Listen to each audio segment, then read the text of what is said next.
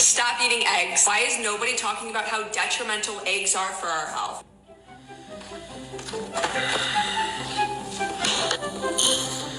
Basically, your morning oatmeal is robbing you of nutrients, not a health food.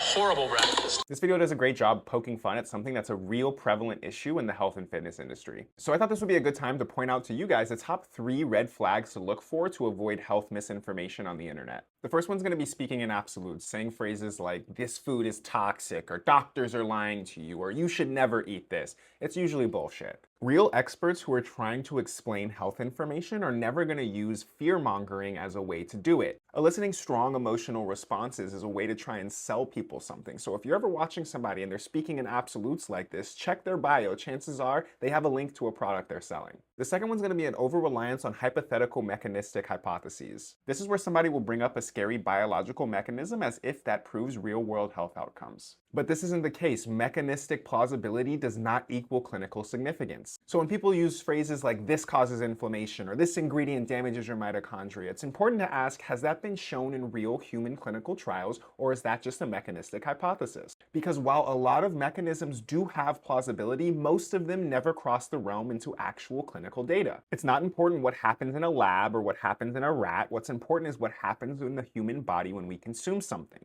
So unless somebody's providing human clinical trial data to back up their claims, they're probably full of shit. And the last one's going to be a promotion of distrust in global scientific consensus. This one's especially important for those of us living in the United States because there are some actual legitimate criticisms of our healthcare system. However, once something crosses the realm into global scientific consensus, it stops being a conspiracy theory about the American healthcare system and it starts to be a distrust in the scientific process as a whole. A great example of this is vaccines. A lot of people have criticisms over the way the United States handled COVID. And this caused people to have distrust in vaccines as a whole. But if you look at the global data available, it's very clear that vaccines save lives. There's no conspiracy there. You can look at data from countries who have socialized healthcare with no incentive to lie to their population, and they still vaccinate their children. This is the #1 counterargument I always bring up to anti-vaxxers, and they never have a clear answer. Why would countries with socialized healthcare, meaning no financial incentive to keep their population sick, use strict vaccine regimens if vaccines didn't work?